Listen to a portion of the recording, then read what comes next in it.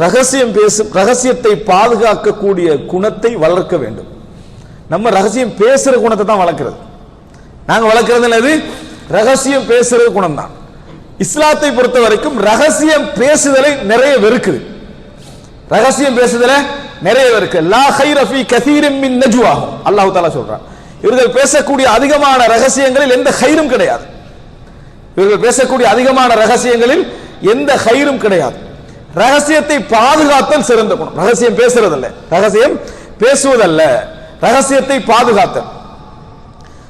எந்த அளவுக்கு என்று சொன்னால், உம்மு சுலைம் ரலியல்லாஹு அன்ஹா அவர்களிடத்திலே அனஸ் ரலியல்லாஹு அவர்கள் வருவதற்கு மிச்சம் லேட். ஒரு வேலையை அனுப்புறாங்க, வாரத்துக்கு லேட் ஆயிடுச்சு. உம்மு சுலைம் ரலியல்லாஹு அனஸ் கேட்க 10 வயசு கேட்கிறாங்க, ஏன் லேட் ஆகினீங்க அப்படின்னு சொல்லி. இல்ல ரசூலுல்லாஹி ஸல்லல்லாஹு அலைஹி வஸல்லம் ஒரு வேலைக்கு அனுப்பினாங்க, அதான் நான் லேட் ஆகிட்டேன் அப்படின்றாங்க. என்ன வேலை அப்படின்னு கேட்கிறாங்க.